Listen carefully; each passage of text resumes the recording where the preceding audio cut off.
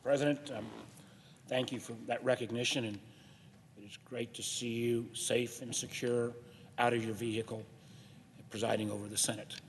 It's a great honor for me to follow my friend, the senator from Michigan, on this important day, and I want to start by thanking my friend, the chairperson of the Rules Committee, the senator from Minnesota, for organizing us to come together today to commemorate or acknowledge what was a dark, dark day in American history that happened a year ago. I want to thank, and I'll get into this in a more formal way in a moment,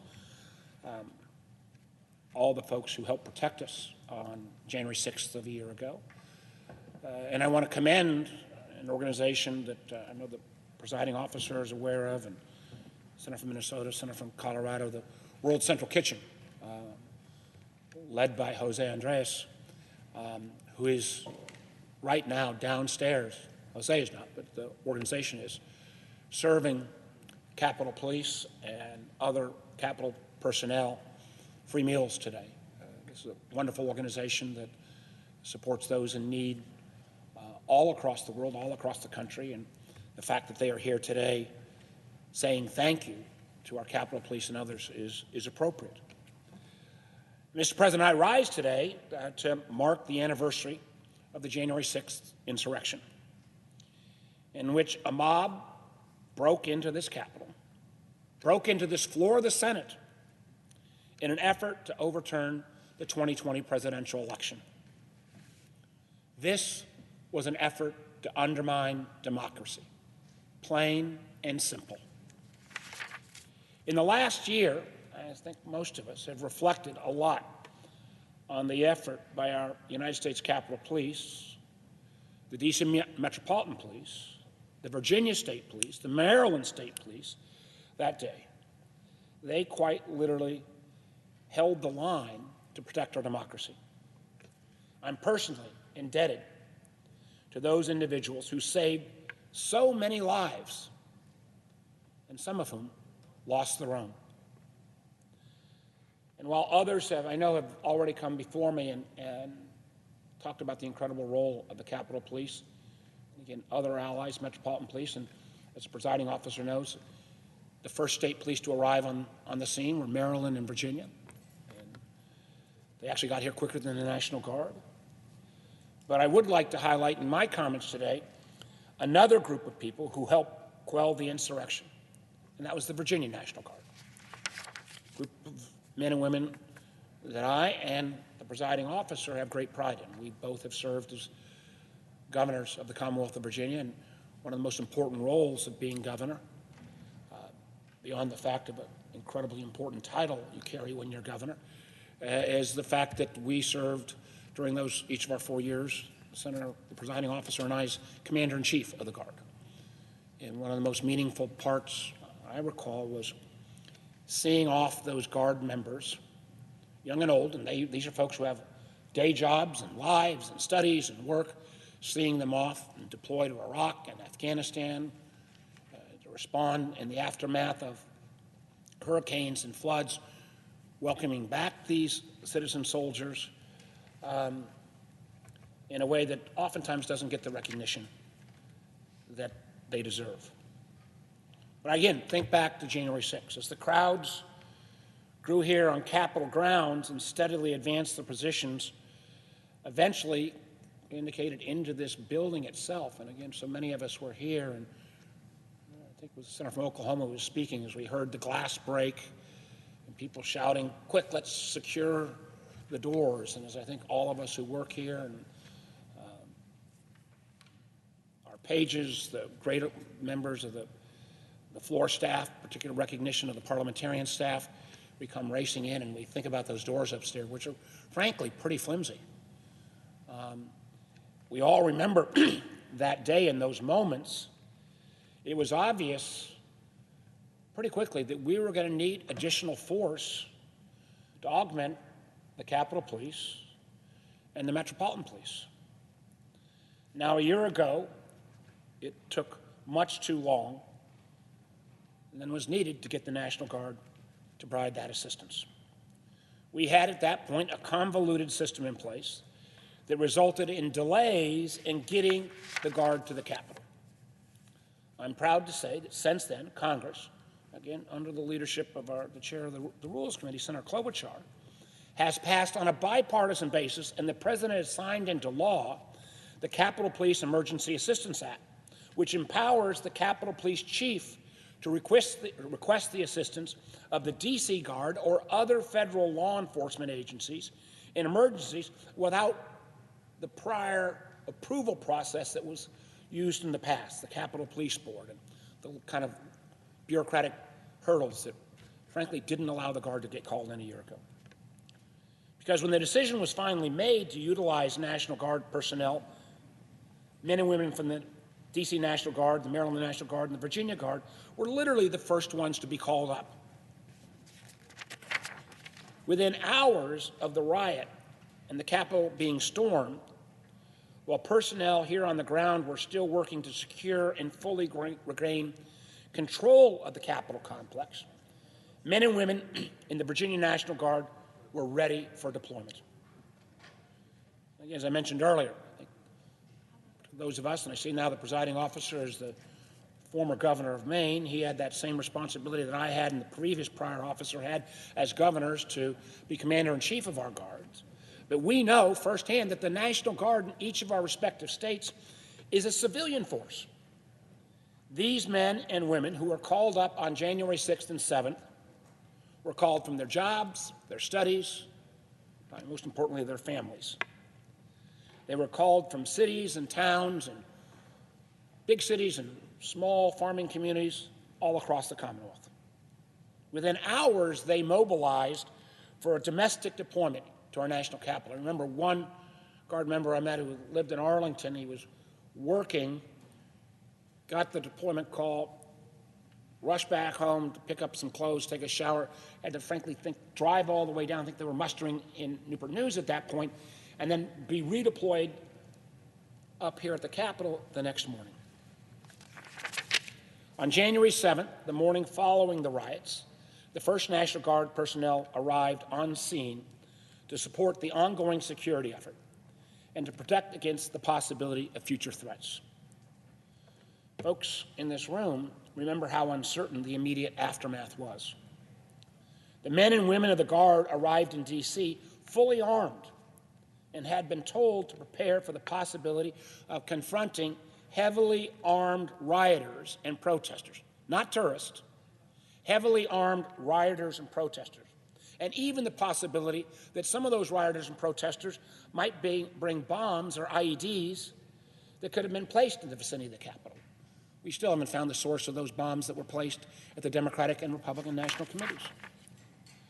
The weeks leading up to the inauguration, after the 7th, before the 21st, even more National Guard personnel pour into D.C. from across the country. The Virginia National Guard continued to perform a critical and outsized role in this response, with nearly 2,500 men and women, close to 10% of the total Guard presence in D.C., securing the Capitol grounds and Library of Congress, providing quick reaction capabilities to Capitol, Metropolitan, and Park Police, and adding critical communications, medical, logistical, and chaplain support. I want to specifically highlight the Virginia National Guard's 116th Infantry Brigade Combat Team, which played a leading role in protecting our Capitol in the weeks following January 6th. The IBCT, under the command of Colonel Chris Shimulski, led a task force of more than 7,400 airmen and soldiers from 12 different states and was responsible for maintaining the physical security of the Capitol grounds leading up to the inauguration.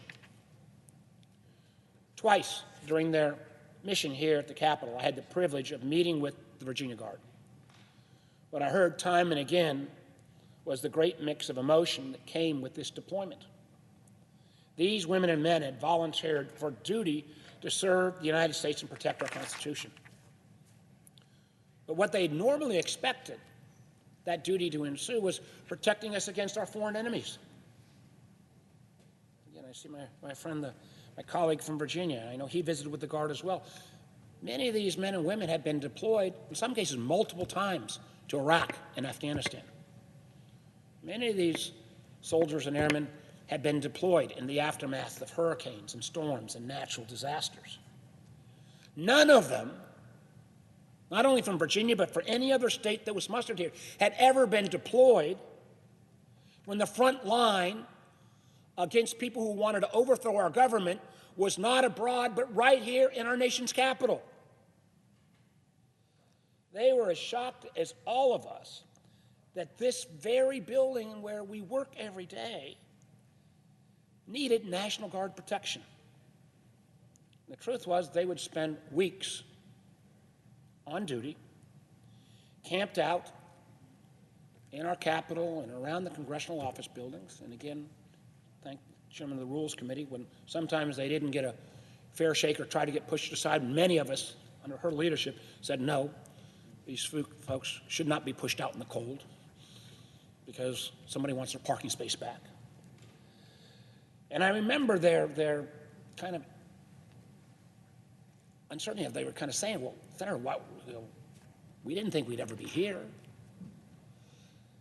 But I also remember their pride in serving as part of this historic mission, and their direct role in safeguarding our democracy. Their presence during that time, all the way through the inauguration, when there were still concerns that the mobs might not be back, I think helped calm the Capitol, not just members, those who were pages at that point, and the many, many staff. They helped calm the Capitol and our country. And while we faced and still face unprecedented challenges as a nation, the work and dedication of the men and women of the Guard demonstrated that our democracy is stronger than the destructive behavior of any mob. This is important because the events of January 6th were not an isolated event. What happened that day was product of the big lie perpetrated by a former president and cultivated by those who wished to chip away at the sacred values upon which our nation was founded. Those same individuals, in many instances, continue to stoke that lie that our elections are not secure and that they're better off in the hands of partisan officials with the authority to overturn the results if somehow those partisan officials don't like the results of the people. Fueled by the big lie, a number of states across the country are changing laws to undermine the right to vote in free and fair elections. The rights of all Americans, but especially minority Americans, people of color, and young Americans, are being attacked, and the basic tenet of our democracy is under siege. These changes to voting laws are un-American. For example, what happened in one state where, as we heard yesterday, oftentimes in precincts that are precincts of color, particularly precincts with heavy concentration of African Americans, you wait not an hour or 10 minutes in line, you wait 2, 5, 8, 10 hours in line. So the idea that we can't give you any water or food while you're waiting that 10 hours in line, who's going to vote? Or in states like Texas, where they're saying a local government can overturn the results of a local election. That's not democracy. It is despicable that some people want to make it harder for eligible Americans to participate in our democracy. One of the things we saw, I'm very proud of, in the Commonwealth of Virginia, we dramatically expanded our voting rights this year. We had an unprecedented turnout. It resulted in favor of one party. Our candidate of choice didn't win. The Republican candidate won because he helped turn out the early vote. And the notion, I don't understand with those who are trying to restrict, what are people afraid of when more people participate? Consequently, that is why we need to act now to protect our democracy by passing the John Lewis Voting Rights Advancement Act and the Freedom to Vote Act. Since the Senate has shown it cannot do this basic duty and find 60 senators to support basic voting rights, it's time to change the Senate rules so the filibuster can't be abused to continue blocking vital voting rights legislation. I think it can think of no better way to honor the sacrifices that were made in defense of our democracy last year than by passing these bills to prevent further subversion of our electoral system and safeguard our democracy for future generations. Again, I know our former colleague passed today. I wish many of the colleagues, our Republican colleagues, were here so they too could stand up and express their views and thoughts on what happened a year ago. And I hope even if they're not here today or tomorrow, that next week they will come to the floor as well. Let their voices be heard. What do they think a year after on January 6th? Is that acceptable behavior? What do they think about the efforts to try to restrict voting all across many places of the South?